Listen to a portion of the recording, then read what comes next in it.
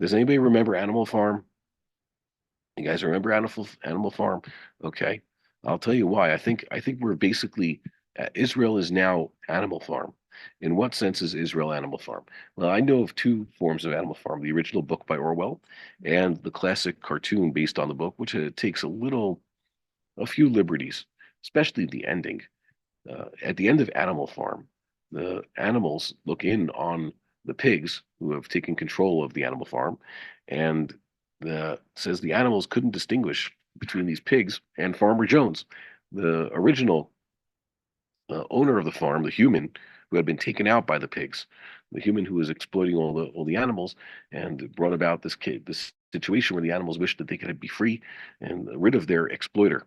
And it turns out the pigs just ended up being just as bad. Okay, in the cartoon, if I'm not mistaken, I think it's the donkey sees that the pigs are basically just like the humans with whom they are associating, and all the pigs basically transform into Farmer Jones. He's back there again. Farmer Jones himself is a pretty nasty looking character, and it's at that point that the animals all gather together. The rebellion starts, and they knock down the wall of the house in which the pigs are having their celebratory meal.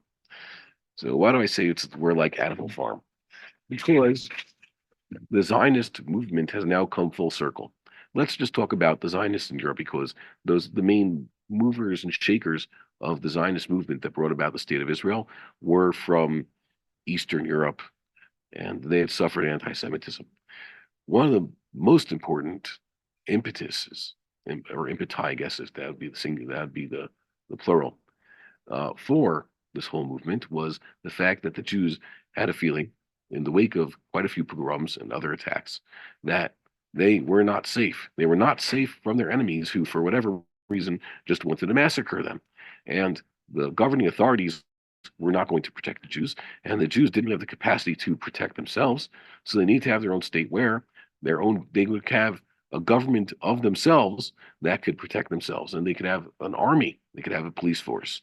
And as we saw, that's already not the case here in the state of Israel, unfortunately. There's an army that has failed to come to the defense of the Jewish people. Instead, is the army. Uh, there's a painful article Rabbi Weissman put out today. Go ahead and read it. There's many indictments against at least the upper echelons of the army about how the army is misused, how its resources are misused, its funds are misused. It was a grave insult that many have taken here in the land of Israel over the last few days.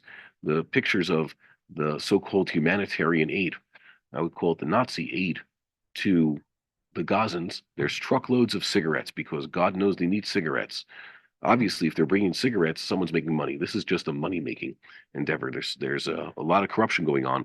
That's why these trucks are going in. There's no reason. There should be a siege on the place. There shouldn't be any food or water going into the place so we could win. But we know that's not the case. And also, they show Gazans in a certain section of Gaza hanging out on the beach and having a beach day. Yeah, okay, so that's a problem. So we see here that we're looking at the rulers of our country. They're basically Farmer Joneses. They're now the oppressors of Am Yisrael. They're those who facilitate the angry mobs that want to slaughter or massacre Jews, and they prevent the Jews from forming their own military and security apparatus so that they could defend themselves. In what other ways are they like Farmer Jones? This is a scary one. In Eastern Europe, for most of Eastern Europe, that was controlled by the Russian Empire in the late Russian Empire era, the Jews were afraid that their sons would be conscripted, taken away by the Tsar's army, and never to be seen again, either because they would be used as cannon fodder in wars or they would be completely assimilated. That was a horrible thing. That happened to many thousands of young Jewish children taken away by by the army. And even after World War One and the fall of the old Russian Empire, the beginning of the Red Army, there were still reports in the areas controlled by the Soviet Union of young Jewish men forcibly conscripted, and that was the end of them. I know my neighbor, who only passed away a few years ago, described that's what happened to his brother. They were in that section of what was then Eastern Poland, now Western Ukraine, that had been part of the new state of Poland in the interwar period and taken over by the Russians during the pact between Stalin and Hitler during the 2 years where that lasted. And when they found his older teenage brother, they just took him away. And he still wrote letters to the family about what was going on, but eventually it stopped and he's gone. No one knows what happened to him. So that was still happening. Vladek Spiegelman also writes about this, that because his father had grown up with the fear of being taken away by the Russians into the army, even though Vladek himself, the character, the one about whom R.D. Spiegelman wrote the comic book, the classic comic book Mouse, it was about his father. He writes that Vladek Spiegelman's father tried to help Vladek avoid the draft into the interwar Polish army. Why? Because he thought it would be just as bad. His son going to the Polish army would be as bad as he himself being taken away by the Russians. And his son eventually resisted because, in order to avoid this draft, he would have to undergo severe physical torture in the days leading up to his medical exam. No sleeping, forced dehydration and starvation, so that he would actually be sickly and not be drafted. So this was a real deal.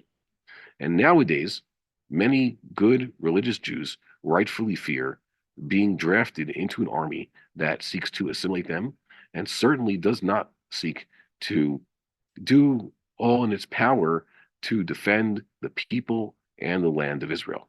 On the contrary, like I said, there's much been shown, there's too much evidence to the fact that the army is misused and sometimes not even used. And that should be enough. So, yeah, basically, welcome to Animal Farm, everybody. And I think it's about high time people realized that none of these people in power are worth keeping in power.